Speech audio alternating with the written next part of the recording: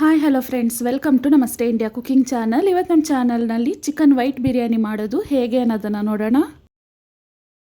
400 gram bullet rice ಅಥವಾ ಸೋನಾ ಮಸೂರಿ ಅಕ್ಕಿಯನ್ನು ಬಳಸಬಹುದು. ಇದನ್ನು ತೊಳೆದು ನೀರು ಹಾಕಿ 15 ನಿಮಿಷ ನೆನೆಸಿಟ್ರೆ ಸಾಕು.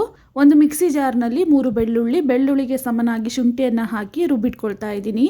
400 ಗ್ರಾಮ್ ಚಿಕನನ್ನು ತೊಳೆದು ಅದರಲ್ಲಿ 1-2 ಚಿಟಿಕೆ ಅರಿಶಿನದ ಪುಡಿ ಹಾಕಿ ಮಿಕ್ಸ್ ಮಾಡಿಟ್ಟಿದ್ದೀನಿ. ಇದರಲ್ಲಿ ಅರ್ಧ ನಿಂಬೆ ಹಣ್ಣಿನ ರಸ, ಫ್ರೆಶ್ ಆಗಿ ರುಬ್ಬಿರುವ ಶುಂಠಿ ಬೆಳ್ಳುಳ್ಳಿ ಪೇಸ್ಟ್ ಹಾಕ್ತಾ ಇದ್ದೀನಿ.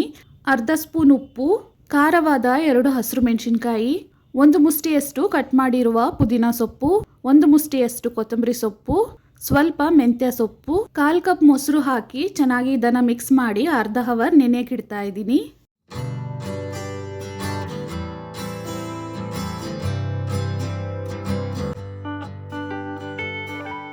ಅರ್ಧ ತೆಂಗಿನಕಾಯಿಯನ್ನು ಮಿಕ್ಸಿನಲ್ಲಿ ಹಾಕಿ ರುಬ್ಬಿ ತೆಂಗಿನಕಾಯಿ ಹಾಲನ್ನು ತಗೊಳ್ತೀನಿ. ನೀರನ್ನು ಹಾಕಿ ರುಬ್ಬಿ ಒಂದ್ಸಲ ಹಾಲನ್ನು ಸೋರಿಸ್ಕೊಂಡು ಮತ್ತೆ ನೀರನ್ನು ಸೇರಿಸಿ ಒಟ್ಟು 2 ಬಾರಿ ತೆಂಗಿನಕಾಯಿ ಹಾಲನ್ನು ತೆಗಿತಾ ಇದ್ದೀನಿ.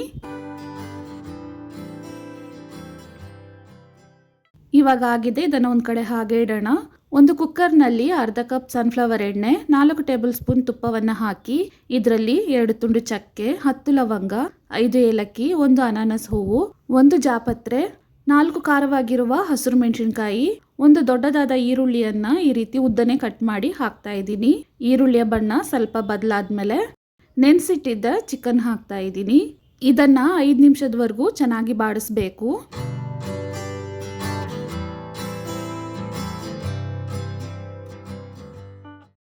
ಅನ್ನಕ್ಕೆ ಬೇಕಾಗುವಷ್ಟು ಕಲ್ಲುಪ್ಪನ್ನು ಹಾಕ್ತಾ ಇದ್ದೀನಿ.